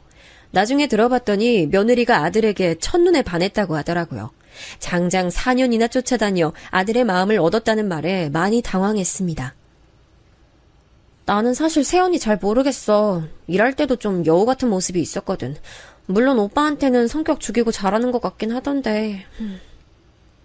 그래도 가족 되는 거니까 너무 미워하진 마. 알겠지? 그래도 오빠랑 둘이 서로 좋아 죽더라. 아들에게 워낙 해준 게 없으니 아들이 좋다고 하는 건 다 들어주고 싶었어요. 또 결혼한다고 현실적으로 우리가 아들에게 집을 해줄 수가 없었거든요. 남자가 결혼할 때 집을 해가는 게 당연했던 시절이라 더욱 미안했습니다. 며느리의 친정도 넉넉하지 않은 편이라 아들 부부는 작은 단칸방에서 신혼을 시작했죠. 저도 마음속으로 미안한 마음을 가지고 있었는데 아내는 그게 몹시 신경 쓰였나 보더라고요. 다행히 같은 동네에 살았는데 아내는 시간이 나면 직접 아들 집에 가서 집안일을 해주곤 했습니다. 저는 이 사실을 모르고 있었는데 나중에 알게 됐어요. 굳이 당신이 가서 청소까지 해줄 필요가 있어? 당신 몸만 아프잖아. 며느린 그리고 지금 직업도 없이 집에 있던데 자기가 알아서 하지 않을까? 우리가 해준 게 전혀 없잖아. 이렇게 해야 내가 마음의 짐이 없을 것 같아 그래. 그리고 며느리 살림 실력이 좋지가 않더라. 해주니까 좋아하던데. 아내는 우리가 장남부부에게 해준 게 없다는 게 마음에 걸렸나 보더라고요. 한편 저는 사고 이후에 제대로 된 일자리를 잡지 못하고 있었어요. 다시 운전대를 잡는 것은 트라우마 때문에 너무 무서웠고 다른 일을 제대로 하고 싶어도 다리가 아파서 할 수가 없었습니다. 그렇다고 아예 집에만 계속 있자니 그것도 상당히 곤욕스러웠어요. 그래서 제가 시작한 게 바로 주식입니다. 아내가 돈을 밖에서 벌어올 때 조금씩 아주 소액이지만 용돈을 주곤 했어요. 그러면 저는 그 돈을 모아다 주식을 시작했죠. 아내도 제가 주식한다는 사실은 알았는데 꽤 진지하게 하는 건 모르고 있었습니다. 그렇게 시간이 지나 딸도 짝을 만나 결혼하게 됐어요. 대학을 가지 못하고 동네에서 옷가게와 화장품 가게에서 일했던 딸은 손님으로 만난 사위와 결혼했습니다. 매우 듬직하고 우직한 청년이었어요. 다른 건 몰라도 선영이가 굶고 사는 일은 전혀 없게 만들겠습니다. 저 말에 아내와 저는 바로 결혼 허락을 했죠. 아들 부부에게 해준 것이 없는 것처럼 딸 부부에게도 해준 게 전혀 없었어요. 다행이라면 사위 집안은 우리 집보다 더 여유가 있다는 거였습니다. 그래서 비교적 아들 부부보다는 더 넉넉하게 시작했죠. 그래도 우리 애들이 언제 이렇게 자라서 결혼도 다 하고 다 컸어. 안 그래 여보?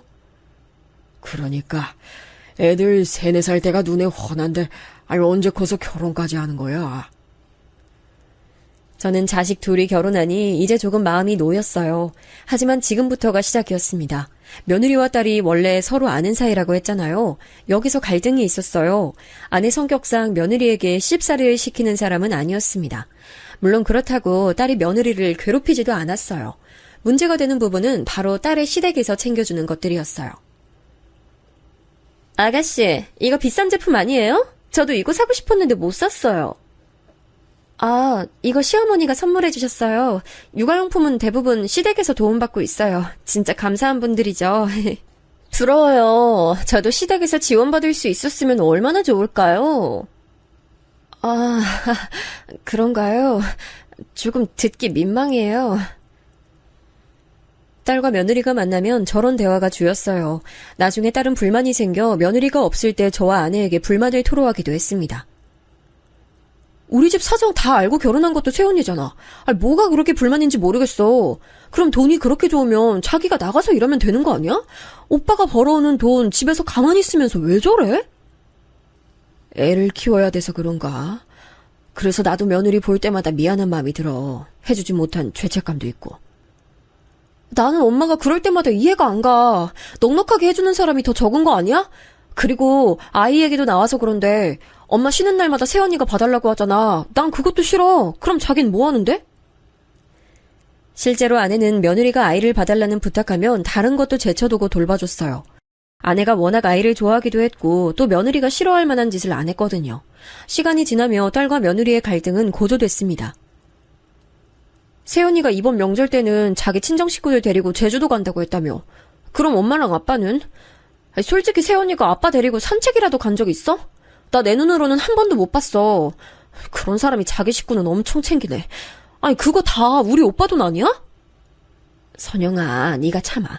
엄마도 그건 속상한데 뭐라 할 말이 없어. 본인들은 사이가 좋으니까 된 거지. 그래도 네 오빠한텐 잘하니까 우리가 참자. 딸의 말처럼 며느리는 제가 다리가 불편해도 한 번도 밖에 나갈 때 살갑게 제 휠체어를 밀어준 적이 없었어요. 물론 저도 제가 직접 하거나 아내가 해주는 게 더 편했습니다. 하지만 시도도 하지 않는 걸 보고 속상한 마음이 있긴 했어요. 이런 갈등이 고조되던 가운데 믿을 수 없는 일이 일어났습니다. 이때는 돌아서면 일이 생겨서 심적으로 너무 힘든 날들이었어요. 바로 아내가 어느 날 갑자기 쓰러졌습니다. 무슨 정신으로 병원에 갔는지도 모르겠어요. 제 다리도 불편한데 울면서 손을 떨며 딸과 아들에게 전화했습니다. 위암 말기입니다. 항암에도 살아날 가능성이 매우 적어요. 남은 기간은 3개월입니다. 맙소사. 안 돼요, 선생님. 제발 살려주세요. 이 사람 평생 고생만 했어요. 제발요. 안 돼. 아내는 뜻밖의 결과를 받았는데 바로 위암 말기였어요. 제가 다치고 나서 하루도 제대로 쉰 적이 없는 아내는 암이란 끔찍한 상황에 놓였죠. 처음엔 믿기지 않아 얼마나 울었는지 몰라요. 여보, 그만 울어. 당신이 잘못한 게 뭐가 있어. 난 괜찮아. 그렇게 힘들어하면 나 진짜 하늘 가면 그땐 어떡하려고 그래. 마음 강하게 먹어야지. 내가 당신에게 해준 게 없어서 그래. 평생 나 때문에 고생만 하다가 가잖아. 너무 미안해. 그렇게 아내가 암이란 소식을 듣고 지극정성으로 아내를 간호했어요. 제가 사고가 나고 아내가 저한테 했던 것처럼 저도 최선을 다했습니다. 새언니 너무한다. 나 같으면 하루라도 와서 엄마 돌볼 것 같은데. 엄마가 새언니 결혼하고 한동안 집에 가서 집안일 했던 거 알지, 아빠? 그 이후로 아기도 봐주고 얼마나 최선을 다했는데 어쩜 사람이 저래? 아빠도 그건 속상하더라. 하다못해 아들은 와서 보던데 뭐 자기 엄마가 아니라서 그런가. 그런데 뭐라 하면 그거대로 일이니까 일단 네 엄마가 우선이라 꾹 참는 거지. 그나저나 김서방한텐 너무 고마워. 장모님이 아프신데 이 정도는 당연한 거죠. 아무것도 아니에요. 그리고 장인어른, 이건 제 마음이니 받아주세요. 아니, 이게 뭐야. 아이, 내가 김서방한텐 너무 미안해서 얼굴을 들 수가 없어. 너무 고마워. 우리 딸하고 결혼한 것도 고마운데 이렇게 계속 용돈을 챙겨주다니. 꼭 나중에 갚을게. 에이, 바라고 그러는 거 아니라는 거 아시잖아요. 저는 괜찮습니다. 장모님도 장모님이지만 장인어른 건강도 챙기셔야죠. 아내가 쓰러지고 사위와 며느리의 행동이 너무 차이가 많이 났어요. 집에서 가정주부로 있는 며느리는 병원에 얼굴을 비춘 적이 없는 반면에 사위는 일하면서도 틈틈이 찾아왔죠. 아버님, 제가 아이가 요즘 시험기간이라 바빠서요. 이해하시죠? 애아빠가 본인이 간다길래 저는 집에 있기로 했어요. 어머님 건강 어떠세요? 안 그래도 내가 말하려고 했는데 아내가 손자를 보고 싶어해. 데리고 와줄 수 있니? 아, 네. 남편한테 말해서 데리고 가라고 할게요. 제가 좀 바빠서요. 저도 찾아뵙고 싶은데 유독 요즘 약속이 많아요. 또 친정에 일도 생겼고요. 아, 애아빠한테 말하지 마세요. 그러니? 그래도 네 시엠이 얼마 남지 않았어. 와서 얼굴이라도 비추는 거 어떠니? 시간 내서 가보도록 할게요. 아버님, 저 바빠서요. 이따 다시 연락할게요. 실제로 아내는 얼마 남지 않은 것이 제 눈에도 보일 정도였어요. 그러면서 손자들을 많이 눈에 담고 싶어 했죠. 딸은 손녀를 데리고 자주 왔는데 며느리는 본인도 잘 오지 않으니 손자를 데리고 오지도 않았어요. 결국 아들이 데리고 오곤 했습니다. 저도 이때 며느리에게 많이 실망했지만 어쩔 수 없었어요. 아내가 살 수 있는 날이 얼마 남지 않았으니 아내가 우선이었죠. 그리고 아내는 의사의 말대로 3개월 후 하늘로 가게 됐습니다. 여보, 내가 너무 미안해. 미안해. 당신은 나 만나서 고생만 하다 가네. 내가 미안해.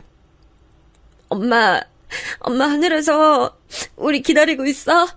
우리 나중에 만나면 행복하게 살자. 미안해. 엄마, 이제 조금 살 것 같은데 효도해야 되는데 안 돼, 엄마. 아내가 하늘로 가고 우리 가족은 단체로 슬픔에 빠졌어요. 무슨 정신으로 아내 장례를 치렀는지 모르겠습니다. 제 인생에서 가장 힘든 시기가 바로 아내의 죽음을 보내던 시간이에요. 아내와 함께했던 모든 시간이 생각났죠. 신혼 때부터 아이들을 키웠던 기간들과 또 사고 이후에 고생했던 게 머릿속을 스쳐 지나갔습니다. 단 한 번도 저에게 큰 소리를 내지 않았던 천사 같은 아내를 생각하니 가슴이 아팠죠. 택시기사로 돈을 벌 때는 적은 돈을 가져다 줘도 한 번도 불평하지 않았습니다. 이런 사람 만나서 가정을 이뤘다는 게 자랑스러웠죠. 제가 다치고 나서도 집에서 우울하게 있을까봐 매일 데리고 나갔거든요. 그런 아내가 옆에 없다는 사실을 깨달으니 하염없이 눈물이 났습니다.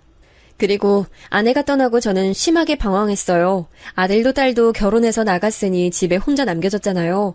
아마 제 몸이 멀쩡해도 견디기 힘들었을 텐데 다리까지 이 모양이니 너무 힘들었어요. 밥이 넘어가지도 않아서 술로 연명했습니다. 그러다 슬픔을 못 이기고 쓰러지는 날이 많아졌어요. 아빠! 엄마 떠났는데 아빠까지 이러면 우린 어떡해! 제발 정신 차려. 나 너무 속상해. 아빠, 술 그만 드세요. 물론 마음은 이해 가지만, 안 되겠다. 선영아, 우리 누가 아버지 모실지 진지하게 얘기하자. 아버지 이대로 혼자 두면 안 될 것 같아. 난 솔직히 아빠 모시고 싶어. 근데 현실적으로 우리 집엔 이미 시어머니가 계시잖아. 오빠가 모시거나 아니면 오빠랑 내가 돌아가면서 아빠 집으로 자주 찾아가야 되는데. 자주 찾아가도 이렇게 술을 드시고 쓰러지면 우리가 그땐 너무 늦을 수도 있어. 새언니, 넓은 집으로 이사 가고 싶어 하지 않았어? 모시는 조건으로 아빠가 사는 집 팔고 그 돈으로 넓은 곳으로 가. 나 그 돈에는 절대 손대지 않을게. 약속할게. 딸과 아들은 제 거처 여부를 두고 대화했어요. 그리고 저는 딸의 말대로 사는 집을 팔고 그 돈을 아들 부부에게 주고 같이 살게 됐죠. 딸은 이미 시어머니를 모시고 살고 있어서 제가 갈 수가 없었습니다. 물론 이 결정을 내리고 며느리의 반응은 좋지 않았어요. 그럼 아가씨는 이 돈 절대 탐내지 않기로 약속해요. 저도 희생하는데 이 정도는 바랄 수 있잖아요. 그건 이미 끝난 얘기예요. 그리고 희생이라뇨? 어떻게 보면 정당한 거래죠. 누가 보면 공짜로 우리 아빠 모시는 줄 알겠어요. 뭐라고요? 지금 이 사건에서 제 의견이 있긴 했나요? 제가 반대하면 그땐 어떡할 건데요? 당신 한강 보이는 아파트로 이사 가고 싶다고 했잖아. 내가 혼자 보는 돈으론 절대 불가야. 아버지 집 팔고 우리 사는 이 전셋집 팔아야 겨우 들어가. 원하는 게 있으면 감수해야지. 마음대로 해. 그 대신 저한테 많이 바라지 마세요. 전 그렇게 세심하게 챙겨드리진 못해요. 나중에 서운하다고 하실까봐 미리 말씀드리는 거예요. 괜찮다. 어차피 나는 혼자 있는 시간에 익숙해. 같이 산다는 거 자체가 고맙지. 너무 안 좋게 생각하지 말고 우리 최대한 좋은 쪽으로 생각해요. 가족이잖아요. 며느리는 반응이 안 좋았는데 도저히 제 입에선 그러면 가지 않겠다는 말이 나오지 않았어요. 왜냐면 저도 이미 제 상태를 알고 있었기 때문입니다. 혼자 있으면 너무 외로워서 아내의 환상이 보일 정도였어요. 그렇게 아들 부부와 합쳐 살게 됐습니다. 근데 며느리와 같이 사는 게 생각보다 더 힘든 일이었어요. 아들이 일 특성상 출장이 많았거든요. 영업 분야라 집을 비우는 기간이 많았습니다. 또 출장을 가게 되면 수당이 많이 나왔어요. 아무래도 제가 같이 살게 됐으니 생활비가 알게 모르게 늘어났겠죠. 그렇게 집을 비우면 저는 며느리와 손자와 셋이 있었는데 손자가 학교에 가면 며느리와 둘이 있었습니다. 제가 다리가 불편하니 집에 주로 있는데 며느리는 그게 싫었나 봐요. 몰라. 나 그래서 지금 시아버지 모시잖아. 그러니까 내 팔자야. 말도 마. 몰라. 듣던지 말든지. 야, 그래서 이번 주나 다음 주에 만날까? 얼굴 보자. 당연히 술 마셔야지. 얘가 무슨 소리 하는 거야. 이런 식으로 누가 봐도 제 욕을 하는 것이 맞는 통화를 계속하고 실제로 제게 눈치를 주기도 했습니다. 아버님, 방에만 있으면 답답하지 않으세요? 밖에 가서 산책도 하고 그러세요. 바깥 공기 쐬면 기분 좋아지잖아요. 그래, 알겠다. 이따 나갔다 올게. 혹시 필요한 거 있으면 말하렴. 사올게. 그래요? 그럼 제가 장볼 리스트 드릴 테니까 좀 부탁드려요. 감사해요. 며느리는 제가 몸이 불편한 걸 알면서 꼭 매일 나가는 걸 강요했어요. 제가 만약 몸이 건강했으면 눈치가 보이니 나갔을 텐데 휠체어를 타니 움직이는 게 힘들었습니다. 혼자 힘들게 휠체어를 끌고 나갈 때마다 아내가 그리웠어요. 공원에 앉아 하늘로 간 아내를 그리워하며 눈물 흘리는 날도 많았습니다. 아버지, 요즘 밖에 많이 나가는 것 같던데 괜찮으세요? 음식은 입맛에 맞으세요? 여보, 안 그래도 아버님 이사하고 넓은 집 돼서 그런가? 자주 나가셔. 워낙 주변 환경이 좋아서 그런가? 공원이 넓어서 나가서 앉아있으면 좋지. 나 피곤해서 이만 자야겠다. 아, 그러세요? 그럼 편히 주무세요. 자기야, 나가자. 아버님 피곤하시대. 요즘 부쩍 많이 나가셔서 그런가? 당신이 많이 챙겨주는 것 같은데 내가 항상 고마워. 마음 놓고 출장 다닐 수 있어서 다행이야. 아들이 제게 말을 걸면 며느리는 아들 옆으로 딱 달라붙었어요. 그런 광경만 보면 저를 많이 챙기는 것처럼 보였죠. 근데 사실은 전혀 아니었어요. 저는 집에서 눈치가 보여 밖에서 많이 있었는데 그러다 보니 밥도 제대로 먹지 못했습니다. 아버님, 부엌에서 뭐 하세요? 뭐 드시려고 그러세요? 밖에서 오래 계시길래 먹고 오시는 줄 알아서 밥 안 했는데 라면이라도 드실래요? 아니다. 내가 알아서 해먹을게. 넌 가서 쉬어. 신경 쓰지 말고 할 거 하렴. 괜찮다. 며느리 눈치가 보여 차마 밥을 차려달라는 말은 나오지 않았어요. 불편한 몸으로 계란말이라도 해먹으려 했는데 아무래도 휠체어를 타고 있으니 쉽지 않았죠. 아버님! 불날 뻔했잖아요. 제가 라면 끓인다고 할 때 그냥 가만히 계시지. 연기. 거실로 가세요. 환기해야 돼요. 아유, 미안하다. 내가 몸이 이래서 불편하네. 미안하다. 이러려고 그랬던 게 아닌데. 전날 결국 저는 아무것도 먹지 못하고 혼자 방에서 있는데 아내가 그리웠어요. 눈물이 자꾸 나와서 방 밖으로 가지도 못했죠. 그런데 그런 저를 며느리는 신경도 쓰지 않더라고요. 방 밖에서 오히려 손자를 불러서 맛있는 밥을 먹이는 소리를 들으니 더 속상했습니다. 마음도 적적하니 주식에 더 많은 신경을 쓰기 시작했어요. 요즘은 주식이 잘 돼 있어서 핸드폰으로도 가능하잖아요. 일부러 신경을 다른 곳으로 돌리려고 했었죠. 아픈 몸을 혼자 이끌고 나가는 것도 습관이 되니 편했어요. 혼자 공원에서 사람들을 구경하며 주식하는 게 제 낙이었습니다. 그러던 어느 날 딸과 사위가 저를 찾아왔어요. 아빠, 혼자 이렇게 맨날 나가는 거야? 새언니, 아빠 요즘 밥은 제대로 먹고 있는 거죠? 그럼요. 그럼 제가 아버님 굶길까봐 그러세요? 걱정 마세요. 제가 다 알아서 잘 챙기고 있어요. 거짓말이었어요.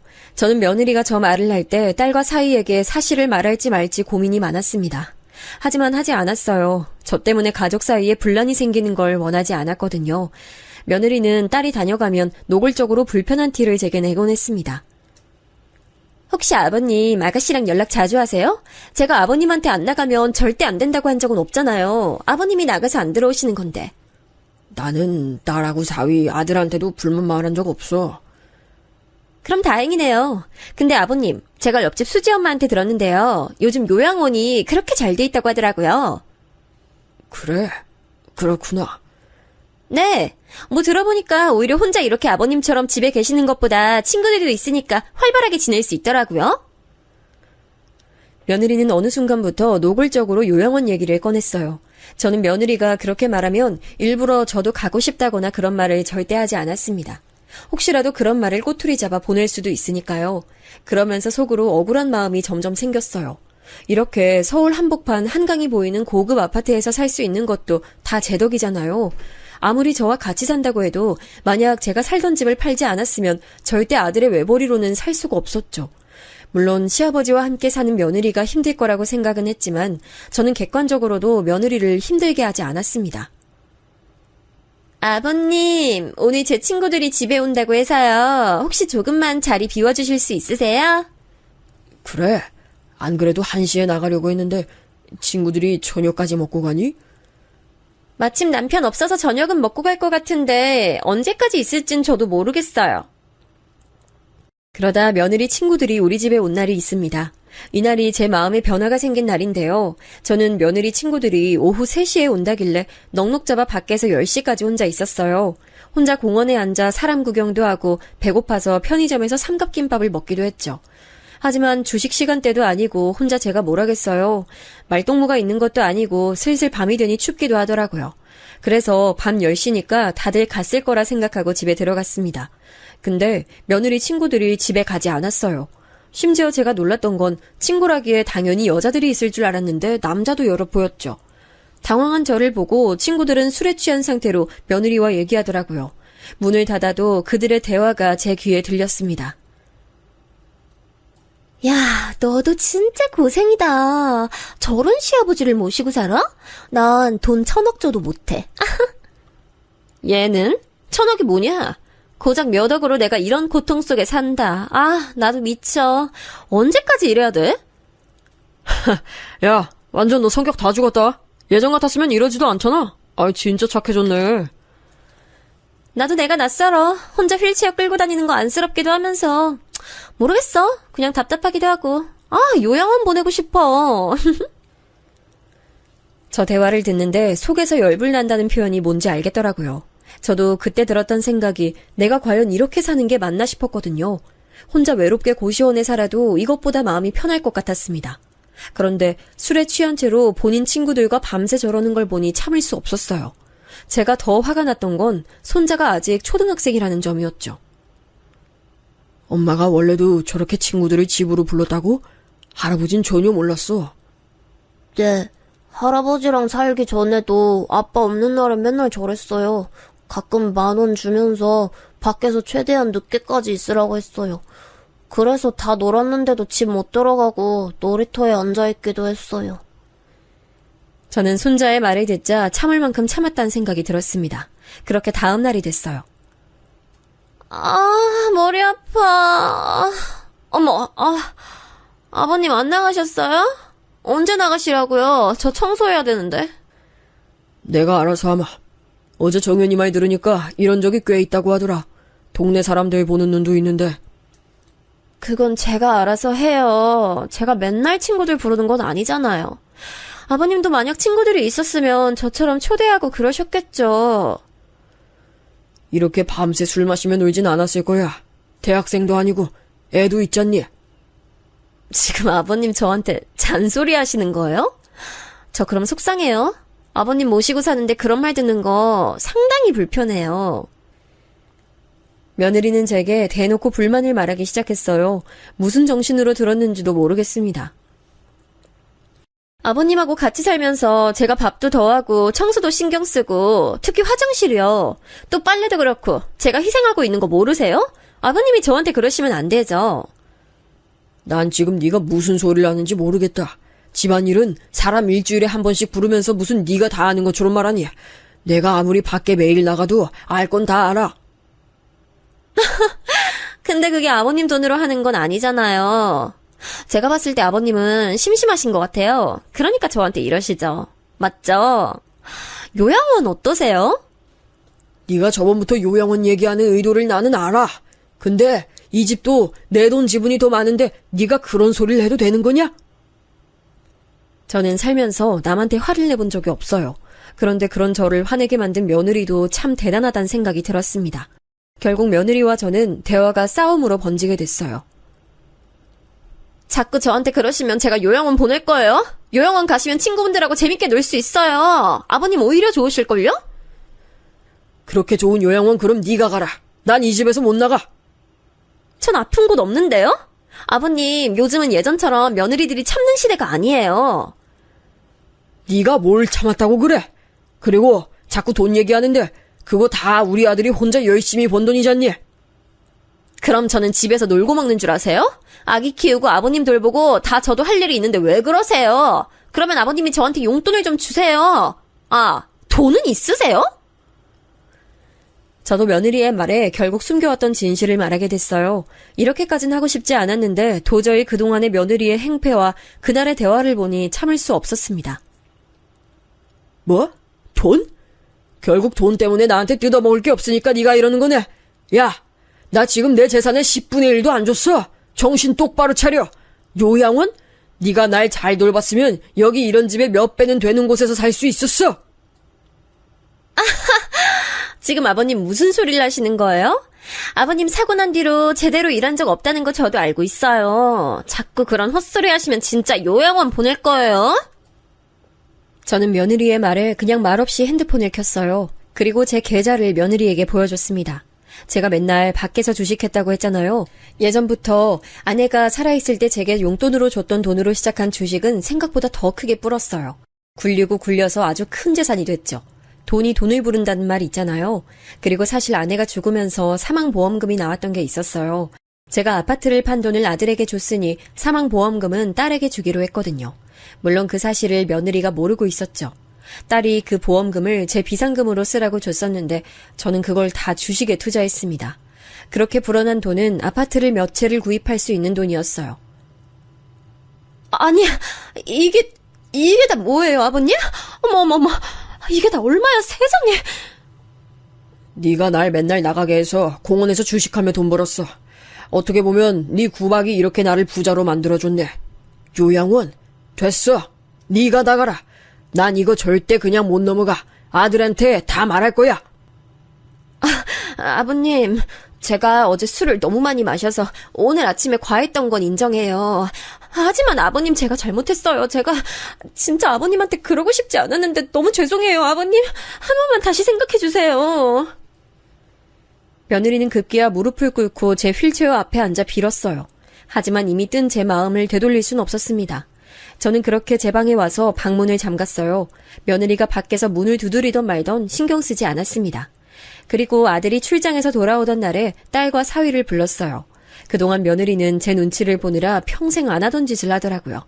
저한테 살갑게 대하거나 밥을 차려준 적도 없으면서 부랴부랴 갈비찜 같은 음식을 만들어서 주곤 했습니다. 저는 그 모습을 보고 마음이 풀리지 않았어요. 이미 제 마음의 결심은 확고했죠.